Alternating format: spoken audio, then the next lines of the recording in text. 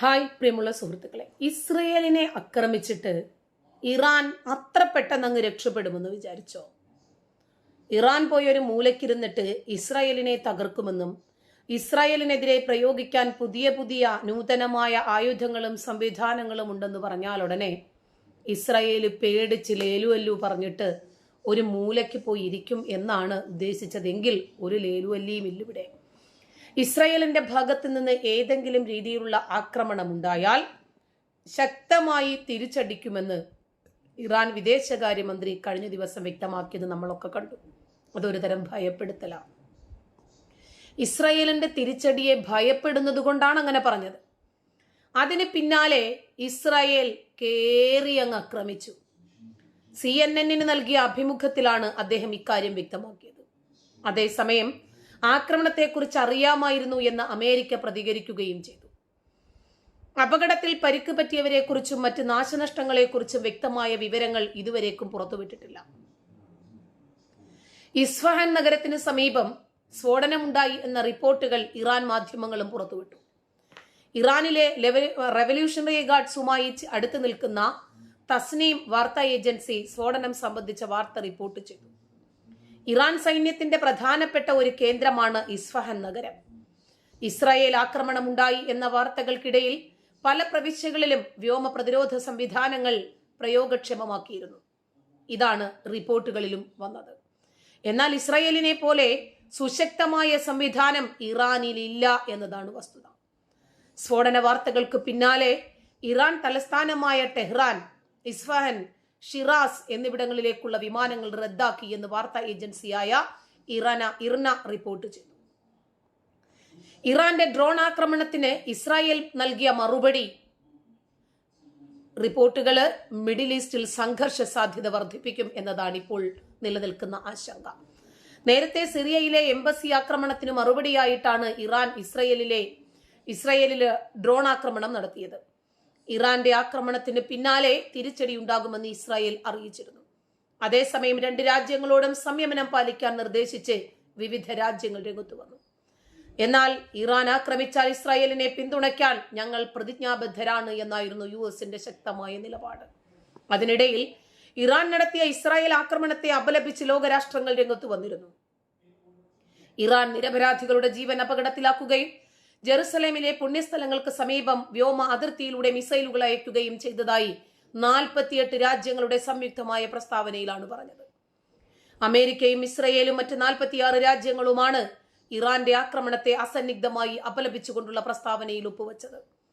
April 1 സിറിയയിൽ ഡമസ്കസിൽ ഇറാന്റെ നയതന്ത്ര കാര്യാലയം ആക്രമിച്ച് മുതിർന്ന സൈനിക മേധാവികളെ കൊലപ്പെടുത്തിയതിന് പകരമായി ശനിയാഴ്ച രാത്രിയാണ് ഇറാൻ ഇസ്രായേലിനെതിരെ 300ഓളം മിസൈലുകളും ഡ്രോണുകളും അയച്ചത്. 100 കണക്കിന് ബാലിസ്റ്റിക് മിസൈലുകളും ക്രൂയിസ് മിസൈലുകളും ഡ്രോണുകളുമാണ് ഇറാൻ തൊടുത്തുവിട്ടത്. ഇത് കാര്യമായ നാശനഷ്ടങ്ങൾക്കും ജീവൻ നഷ്ടപ്പെടുത്തുന്നതിനും കാരണമായേക്കുമെന്ന് സംയുക്ത പ്രസ്താവനയിൽ പറയുന്നു. ഇറാൻ മറ്റ് നിരവധി രാജ്യങ്ങളുടെ വ്യോമ അതിർത്തി ലംഘിച്ചതായും ഇവർ ചൂണ്ടിക്കാണിച്ചു. പ്രസ്താവനയിൽ ഒപ്പിട്ടതിൽ പകുതിയിലധികവും യൂറോപ്യൻ രാജ്യങ്ങളാണ്. അമേരിക്കയ്ക്ക് പുറമെ Argentina, Australia, Canada, Ecuador, Japan, New Zealand, Micronesia, Palau, Papua New Guinea, ദക്ഷിണ കൊറിയ തുടങ്ങിയ ധാരാളം രാജ്യങ്ങളും ഇറാനെതിരെ ഒപ്പുവെച്ചിട്ടുണ്ട്. എന്നാൽ ഇസ്രയേലിന്റെ ഡ്രോണുകൾ വെടിവെച്ചിട്ടു എന്ന അവകാശവാദവുമായിട്ടാണ് ഇപ്പോൾ ഇറാൻ വന്നിരിക്കുന്നത്. ഇറാനിലെ ഇസ്ഫഹാൻ നഗരത്തിൽ ഇസ്രായേൽ വ്യോമാക്രമണം നടത്തിയെന്ന റിപ്പോർട്ടിന് പിന്നാലെയാണ് ഇറാന്റെ പ്രതികരണം. ഡ്രോൺ ആക്രമണം തങ്ങളെ ബാധിച്ചിട്ടില്ലെന്നും തങ്ങളുടെ വ്യോമ പ്രതിരോധ സംവിധാനം ഇസ്രായേലിന്റെ 3 ഡ്രോണുകൾ നശിപ്പിച്ചെന്നും ഇറാന്റെ ഉദ്യോഗസ്ഥരെ ഉദ്ധരിച്ച വാർത്താ ഏജൻസിയായ റോയിട്ടേഴ്സ് റിപ്പോർട്ട് ചെയ്തു. മധ്യ ഇറാനിയൻ നഗരമായ ഇസ്ഫഹാനിലെ വിമാനത്താവളത്തിന് സമീപം സ്ഫോടന ശബ്ദം കേട്ടു എന്നായിരുന്നു റിപ്പോർട്ട്. ഇസ്രായേൽ മിസൈൽ ആക്രമണം നടത്തിയെന്നായിരുന്നു ആദ്യഘട്ടത്തിലെ വിവരം. എന്നാൽ ഇറാൻ ഇത് നിഷേധിച്ചു. തങ്ങളുടെ വ്യോമ അതിർത്തിക്കുള്ളിൽ കടന്ന ഡ്രോണുകൾ വെടിവെച്ചിട്ടു എന്നാണ് ഇറാന്റെ വിശദീകരണം. ഇസ്രായേൽ ആക്രമണത്തെക്കുറിച്ചുള്ള വിവരത്തെ തുടർന്ന് ഇറാൻ രാജ്യത്തിന്റെ വിവിധ ഭാഗങ്ങളിൽ വ്യോമ പ്രതിരോധ സംവിധാനം സുസജ്ജമാക്കിയതായി IRNA വാർത്താ ഏജൻസി റിപ്പോർട്ട് ചെയ്തു. ഇസ്ഫഹാൻ അടുത്തുള്ള ആണവ കേന്ദ്രങ്ങൾ സുരക്ഷിതമാണ് എന്ന് ഇറാനിയൻ സ്റ്റേറ്റ് ടെലിവിഷൻ വ്യക്തമാക്കി. സൈനിക സംവിധാനമായ ഇസ്ലാമിക് റവല്യൂഷണറി ഗാർഡ് കോർപ്സ് കനത്ത ജാഗ്രതയിലാണ്. ടെഹ്റാൻ, ഇസ്ഫഹാൻ, ഷിറാസ് എന്നിവിടങ്ങളിലേക്കുള്ള എല്ലാ വിമാനങ്ങളും താൽക്കാലികമായി നിർത്തിവച്ചിരിക്കുകയാണ്. ഇസ്രായേൽ ഡമസ്കസിലെ ഇറാന്റെ എംബസി ആക്രമിച്ചതോടെയാണ് നിലവിലെ സംഘർഷത്തിന്റെ തുടക്കം. ഇറാൻ റവല്യൂഷണറി ഗാർഡുകളായ 7 ഉദ്യോഗസ്ഥർ ഉൾപ്പെടെ 13 പേരാണ് കൊല്ലപ്പെട്ടത്. ബ്രിഗേഡിയർ ജനറൽമാരായ മുഹമ്മദ് റെസ സഹോദരിയും മുഹമ്മദ് ഹാദി ഹാജി റഹിമിയും കൊല്ലപ്പെട്ടവരിലുണ്ട്. യുദ്ധവിമാനങ്ങൾ ഉപയോഗിച്ച് മിസൈൽ വർഷിച്ചാണ് ഇസ്രായേൽ ആക്രമണം നടത്തിയത്. ഇസ്രായേലിന് മറുപടി നൽകുമെന്ന് ഇറാന്റെ പരമോന്നത നേതാവ് പ്രതികരിച്ചിരുന്നു. യുദ്ധത്തിന് സജ്ജമെന്ന് ഹിസ്ബുള്ളയും വ്യക്തമാക്കി. ഏപ്രിൽ 13 ഇറാൻ ഇസ്രായേലിനെതിരെ മിസൈൽ ആക്രമണം നടത്തുകയും ചെയ്തു. അടിക്ക് തിരിച്ചടി എന്നതാണ് തങ്ങളുടെ ശീലം എന്ന് ഇസ്രായേൽ പ്രധാനമന്ത്രി ബെഞ്ചമിൻ നെതന്യാഹുവും പ്രതികരിച്ചു. അതിന് പിന്നാലെയാണ് ഇന്നത്തെ ആക്രമണം. തക്കം കിട്ടുമ്പോൾ തിരിച്ചടിക്കാൻ തീരുമാനിച്ച ഇസ്രായേൽ ലക്ഷ്യമിട്ടത് ഇറാന്റെ ആണവ നഗരം തന്നെ. മിസൈലുകളും ഡ്രോണുകളും അയച്ചത് ഇസ്ഫഹാനിലേക്ക് തന്നെ. അമേരിക്കൻ ഉദ്യോഗസ്ഥരാണ് ആക്രമണ വാർത്ത ഇന്ന് രാവിലെ ആദ്യം പുറത്തുവിടുന്നത്. വൈകാതെ ഇറാന്റെ മാധ്യമങ്ങളും വാർത്ത നൽകി. ഇപ്പോൾ ആക്രമണത്തിന്റെ കൂടുതൽ വിവരങ്ങൾ പുറത്തു വന്നിരിക്കുകയാണ്. ഇസ്രായേൽ ഇനിയും ആക്രമിക്കുമെന്നാണ് ഇറാൻ കരുതുന്നത്. അതിർത്തിയിൽ സ്ഥാപിച്ച മിസൈൽ പ്രതിരോധ സംവിധാനം സജ്ജീകരിച്ചിട്ടുമുണ്ട്. ഇസ്രായേലിന്റെ ഡ്രോണുകളെ ഈ സംവിധാനമാണ് പ്രതിരോധിച്ചത്. കൂടാതെ ഇറാന്റെ സൈനികർ വെടിവെച്ചിടുകയും ചെയ്തു അത്രേ. അതിനിടയിൽ ഇറാനെതിരെ അമേരിക്ക കൂടുതൽ ഉപരോധം ചുമത്താൻ തീരുമാനിച്ചിട്ടുമുണ്ട്. ഇത് ആരും ജയിക്കുന്നതല്ല, ആരും തോൽക്കുന്നതുമല്ല. പക്ഷേ യുദ്ധം 2 രാജ്യങ്ങൾക്കും ഒരുപാട് നാശനഷ്ടങ്ങളും കെടുതികളും ഉണ്ടാക്കും. ഇതിനിടയിൽ മിഡിൽ ഈസ്റ്റ് സംഘർഷം തുടർച്ചയായ ദിവസവും ഓഹരി വിപണിയെ ബാധിക്കുന്നു. രാവിലത്തെ ട്രേഡിംഗ് സെക്ഷനില് നിക്ഷേപകർക്ക് നഷ്ടം 4 ലക്ഷം കോടി രൂപയിലേറെ. വ്യാപാരത്തിന്റെ തുടക്കത്തിൽ സെൻസെക്സിലെ 30 ഓഹരികൾ നഷ്ടത്തിലാണ്.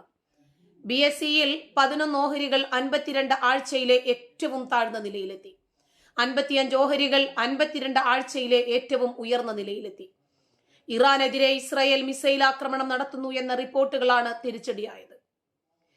വ്യാപാരത്തിനിടയിൽ സെൻസെക്സ് 608 പോയിന്റ് താഴ്ന്ന് 71,880 എന്ന ലെവലിലും നിഫ്റ്റി 173 പോയിന്റ് ഇടിഞ്ഞ് 21,822 എന്ന ലെവലിലും എത്തിയിരുന്നു. എന്നാൽ വിപണി തിരിച്ചു കയറുന്നതിന്റെ സൂചനകളുണ്ട്. ഇറാൻ ഇസ്രായേൽ സംഘർഷവും നിക്ഷേപകരുടെ ലാഭമെടുപ്പും US ബോണ്ട് വരുമാനത്തിലെ വർധനവുമാണ് പ്രധാനമായും വിപണിയെ ബാധിച്ചത്.